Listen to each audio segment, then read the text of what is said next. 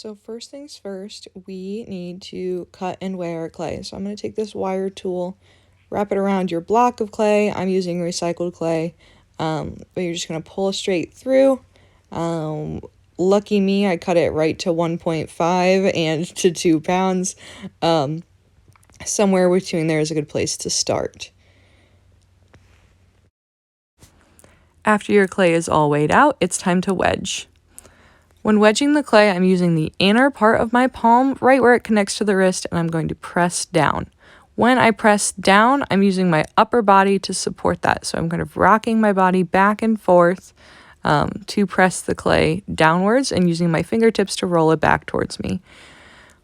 In doing this, I'm trying to get any air bubbles out of the clay. Air bubbles can be problematic when throwing. So I'm just pressing down and rolling back. If it does get into too long of a log shape, I can kind of change the angle and start rolling again. After I've done this for a little bit of time, I'm going to kind of slam the clay around until I get it into a nice cone shape. This will help me out when I'm ready to put it on the wheel.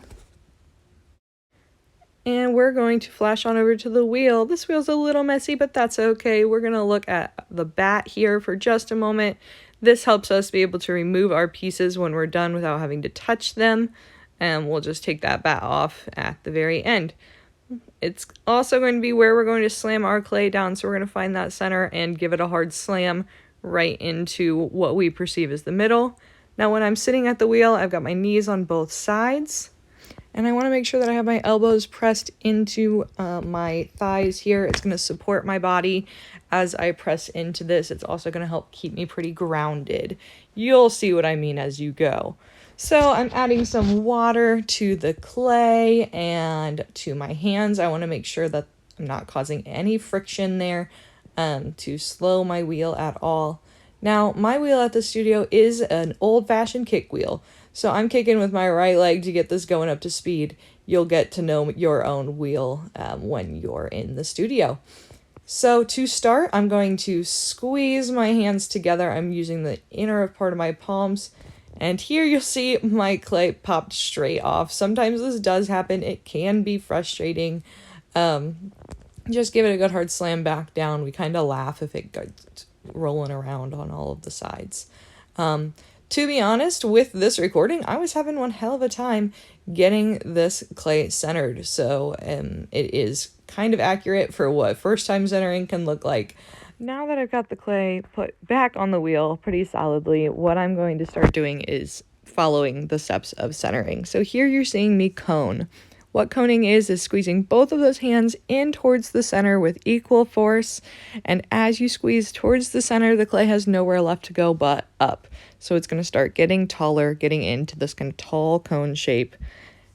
Notice that it is still wiggling a little bit on me, but I'm trying to keep my hands as steady as possible. I'm using that inner part of my hand. If there's extra clay, just throw it in the bucket to squeeze that up.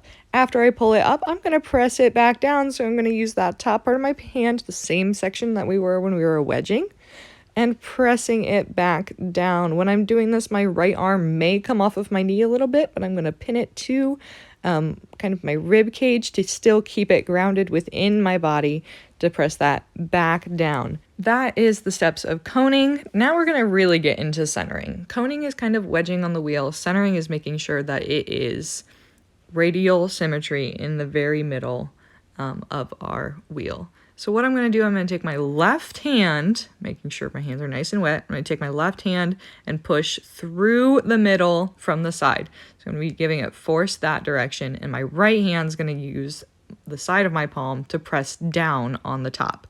I'm going to lean these hands together so that they are touching and working as a unit. My goal here is to not move. My goal is to be pressing an equal force from the side and down. Sometimes I do let that top hand kind of down towards the edge and the bottom of the clay on the bat. Now, my wheel, like I said, is a kick wheel. It is not powered by electricity, so I'm kicking that with my right leg as I go here. I do fall back into that position, right hand on the top, left hand on the side, really pressing down. Now with this, you can notice, if you're looking at this real closely, the edge of that clay is still wiggling just a tiny bit. most of it is centered other than that very base, which is where you can have problems when starting out on the pottery wheel. So what I did there, I just took a quick tool, held it by my right knee, and pressed it into that bottom corner. You can see me here double checking to make sure that it is centered all the way around before I start into the next step. We have now coned and centered our clay. We are ready to start making a pot. So the next step is going to be opening. How I'm going to open, I'm going to fall into butterfly fingers here. There's two different ways, but thumbs is definitely a way to do it. My fingers are going to coast on the outside and my thumbs are going to press into that center spot. So keeping those elbows down, I'm just going to force those thumbs right into that middle and press down until I have roughly ½ inch, ½ inch on left below my thumbs on the bottom of the pot here. Just establishing inside and outside, just forcing down first, then thinking about opening up. So this is the other way you can do. If your thumbs are not having it, you can press your fingers from your right hand into it while your left hand is just cupping around it as support. So this hand positioning can be used with a sponge as well for those with long fingers. I'm going to do the same hand positioning here to start widening this piece. So those right fingers are on the inside, that left hand's just cupping on the outside, and I'm pulling that clay out closer to me, straight back towards my stomach, and really making sure that that clay is pressed evenly at the bottom. For this case, we're making a cylinder, so I'm going to try to have a right angled bottom here. No curves. If we're making a bowl, then that will have a bit of a slope to it. But for this point, we're just going to make a nice right angled bottom. I'm pulling those fingers back closer to me. When our goal is a right angled bottom, sometimes it's nice to grab this wooden rib that has this right angle built straight into it. I'm going to work in what I call my piece of the pie, which is between my right knee and my stomach. I'm going to press that flat bottom into the bottom, holding this piece with two hands. Just press that corner into the edge, and the opposite end should be crossing over the middle point. It will peel up all of that extra and we'll have a nice right bottom. Our next step is to pull walls. So this can be a little tricky to explain, so I'm going to try to show you right here with this cross cut what our fingers will be doing. So notice I have my right hand on the outside, my left hand on the inside, and here I'm just using fingers. But what I'm trying to explain in this video, where my hands are moving too fast for me to explain, is that I'm going to pinch at that very bottom point and then slowly move those fingers upwards. As I pinch, again, that clay has nowhere else to go but up, so it's going to stretch that upwards. Let's see if I can show it a little slower, a little more clearly on this piece. Now viewing the same piece that we were earlier from the side, and go from there. The key to this step is to have slow hands, or have hands moving at an equal pace to your wheel. So in this case, I'm getting my wheel up to speed. I'm making sure everything is nice and wet for my hands to slip through there. So I'm going to have that right hand on the outside, left hand on the inside, and they're going to watch this pinch happen right here. I'm going to slowly move those fingers upwards, letting the wheel make a full rotation before they move up at all. And so in that case, I did have a lot of clay come off on the side. That's okay. We've been adding a lot of water to this. This next pull, you're going to see just how much this can grow. I'm also going to use the sponge with this one as a little support on the outside. So I'm going to pull this up slowly. And as I get to the top, this is where people start to panic. Just keep going gently. You can kind of release pressure here, but you do want those walls to be consistent all the way to the top. So you don't want thick spots, you don't want thin spots. And how we do that is making sure that the gap between our fingers, or our fingers and the sponge, is the same the whole way up. It's not necessarily about the pressure that you're using, but about the gap that that clay is able to fill. So I do one more pull here. Notice I didn't try to pull all of the clay in one pull. You can do 3 pulls, 4 pulls, 5 pulls, whatever works for you and the clay that's sitting in front of you there. Now, at this point, I do have that nice thickness of a 1/4 inch that we're looking to get with these pieces. A 1/2 inch is okay for beginners too. They can be a little heavier pots, but just somewhere in that 1/2 inch, 1/4 inch thickness to get us into this next step.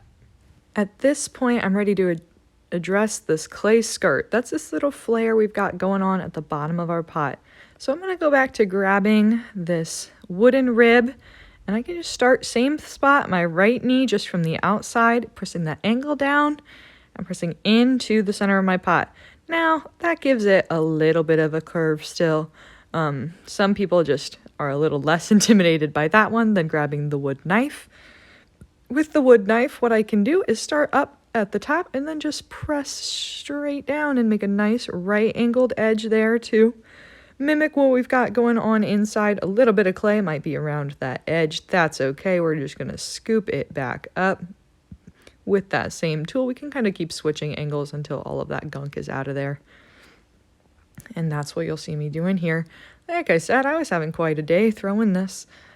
So you're going to see all of the steps that you might face. That little bit of clay did decide to just keep hanging on, so I just hit it again with the wood knife.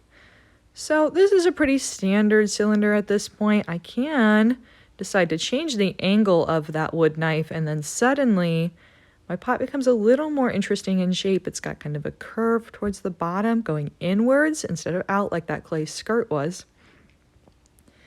And we get this sort of rounded bottom shape with a piece that does have that crisp right angle on the inside. Right angle is the way we want to go. We want it to have that even thickness all the way around. But I do just want to show how you can shift this piece over and over again and how the cylinder is the base for everything else. So here what I'm going to show, I'm going to press out with my fingers from the inside, and just like that, my piece starts to have this belly. So this is what we call the shaping portion. So we pulled our walls, cleaned up that bottom, and now we're into shaping. At this stage, you're not necessarily pulling walls at all. You're just pushing and pulling those walls that are there from either the inside or the outside to get a bunch of different shapes. Here, I'm going to show you another technique that we can use, which I call just give it a little hug. Those hands are just super gliding on the outside. It's going to really ring that piece in at the top, and I could just do this over and over again if I really wanted to get that bottleneck shape. When you're doing, especially that like little hug step, which I'm going to do again here to get us back to kind of a cylinder, it can distort that rim a little bit. So the rim of this piece, that very top edge, is doing a wiggle. It's been wiggling for a while. So I will show how to cut off the top of a piece too, because that is a thing that, especially as beginners, we learn to do because maybe that top's not doing quite what we want, and cutting it off can just make that piece so much better. What I'm going to do now is a little bit for dramatic effect, but I'm going to really wreck up this rim a bit, kind of give you an idea of what it could look like. If I've got these kind of spirals going, there's thin spots in there. That top is not exactly what I'd want, right? So I'm going to try to cut it off right where I just put that little fingernail line in there, just to really crisp up that edge.